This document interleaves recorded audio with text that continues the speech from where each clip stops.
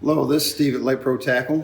We have some folks asking us some questions, see if we can answer some of them. One of them was fishing tips for jigging for crappie in some local lakes. I fish most of these local lakes. Some of them are quite local, too local for me. I like to fish some of the outer lying lakes, but I've fished all the lakes here in the area.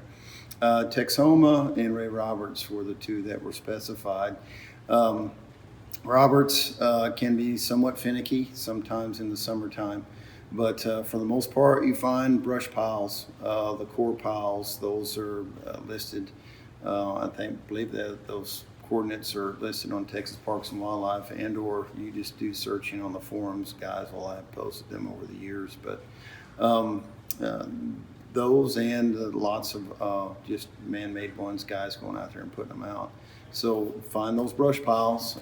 Typically want to look for something that's 15 to 25 foot of water, somewhere in that area, and or standing timber. Same water depth. You can even find standing timber in 30 foot. Fish about 12 to 14 feet down in the standing timber. And depending on where the crappie want to be on the brush pile, whether right on the brush or suspended up from it. In the summertime, you just basic colors. Once the water clears up like it is now, your shed pattern type colors, your chartreuse and whites. Don't have to get complicated with that.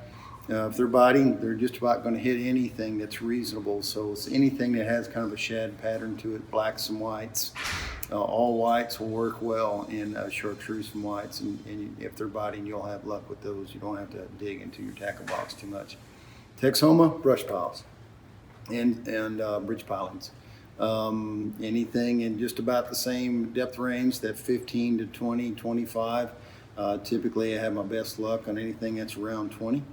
Those crappie can be just right on the brush or right on the outer edges of it. Same color patterns. You might try something that has a little bit of orange in it. Texoma seems to be that way. But same thing, those brush piles. If you know how to read your graphs and you have just instincts as a crappie fisherman, just points and coves, anywhere you would put a brush pile, somebody probably already has. So learn how to read your graph, drive over those areas, you'll find them. That's what I do. I don't try to find out what somebody has put one out or coordinates. I just drive around and find them. So you can always, like I say, if you have any other questions to ask about these particular lakes when it comes to crappie fishing, just email, reply to the Facebook, or even call. So anything else, just let me know and I'll see what I can do to answer it.